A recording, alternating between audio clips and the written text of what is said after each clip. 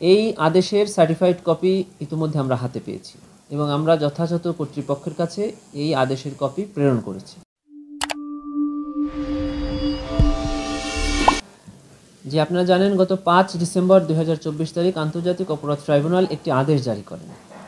আদেশটি হলো, এই মামলার আসামি সাবেক প্রধানমন্ত্রী শেখ হাসিনা, উনি যে সকল বক্তব্য সোশ্যাল মিডিয়ায় অথবা কোনো ইলেকট্রনিক মিডিয়ায় ইতিমধ্যে প্রদান করেছেন অথবা তার কিছু ফোনালাপ ফাঁস হয়েছে, সেখানে এমন কিছু বক্তব্য আছে সেগুলোকে আমরা বিদ্বেষমূলক বক্তব্য বলি বা হেট স্পিচ বলি।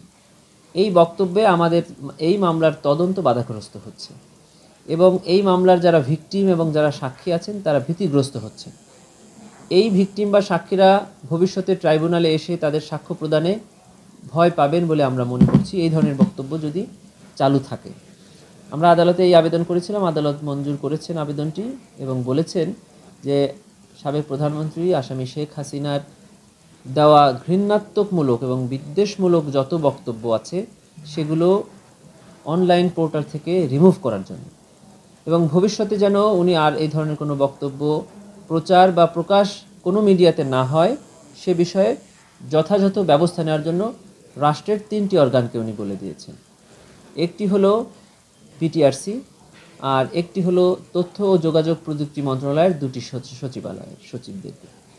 এই আদেশের সার্টিফাইড কপি ইতিমধ্যে আমরা হাতে পেয়েছি এবং আমরা যথাযথ কর্তৃপক্ষের কাছে এই আদেশের কপি প্রেরণ করেছি। আমরা আশা করছি খুব শীঘ্রই রাষ্ট্রের গুরুত্বপূর্ণ যে সকল ব্যক্তিবর্গ আছেন এবং এই কর্তৃপক্ষে যারা দায়িত্বশীল আছেন তারা এই রায় বা এই আদেশ কার্যকরের যথাযথ ব্যবস্থা গ্রহণ করবেন। এর মধ্যে আসলে কোন ব্যবস্থা নেওয়া হয়েছে কিনা, কোনো তথ্য আসছে কিনা? এখন পর্যন্ত কোনো ব্যবস্থা নেওয়া হয়েছে মর্মে আমাদের কাছে কোনো তথ্য আসেনি। তবে আগামী 17ই ডিসেম্বর এই মামলার পরবর্তী দিন ধার্য আছে, সেদিন আমরা এই ব্যাপারে সরকারের কাছে জানতে চাইব তারা কি পদক্ষেপ গ্রহণ করেছে। আচ্ছা, আমরা দেখেছি গতকালও সাবেক প্রধানমন্ত্রী সিকিউরিটি নিয়ে কথা বলেছেন এবং দেশের বাইরে থেকেও কিন্তু এখনো কথা বলছেন। সেক্ষেত্রে তাকে গ্রেফতারের বিষয়ে কোনো উদ্যোগ আছে কিনা ইন্টারপোলের রেড নোটিশের আবেদন আমরা করেছি এবং সরকারের পক্ষ থেকে এক্সট্রাডিশন চুক্তি অনুযায়ী তাকে দেশে ফেরত পাঠানোর জন্য সরকার ইতিমধ্যে কার্যকর ব্যবস্থা গ্রহণ করেছেন মর্মে আমরা জানতে পেরেছি।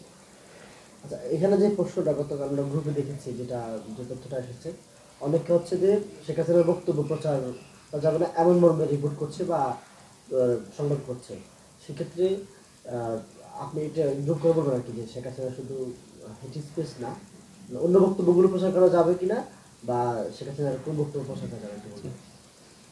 বক্তব্য দেওয়ার অধিকার এটা আমাদের প্রত্যেকটি নাগরিকের আছে, এটা আমাদের সাংবিধানিক অধিকার এবং এটা হলো ফ্রিডম অফ এক্সপ্রেশন। কিন্তু আমাদের সংবিধানে ফ্রিডম অফ এক্সপ্রেশনের ক্ষেত্রেও একটা ক্লজ দেওয়া আছে, একটা শর্ত দেওয়া আছে, সেটি হলো subject to fulfilment of sub conditions. সেক্ষেত্রে আমরা বলতে চাই যে সকল বক্তব্যই যে প্রচার করা যাবে তা নয়।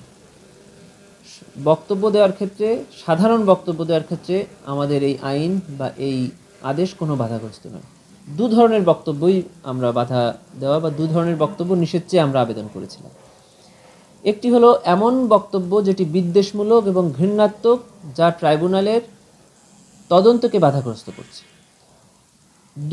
দ্বিতীয়ত হলো এমন বক্তব্য যে বক্তব্যের কারণে ট্রাইব্যুনালের সাক্ষী এবং ভিকটিমরা ভীতিগ্রস্ত হচ্ছে। এই 2 ধরনের বক্তব্য আমরা নিষেধ চেয়েছি, প্রচারে নিষেধ চেয়েছি। অন্য সকল বক্তব্য স্বাভাবিক বক্তব্য, এতে বাধা দেওয়ার কোনো সুযোগ নাই, এটা আমরা চাইনি।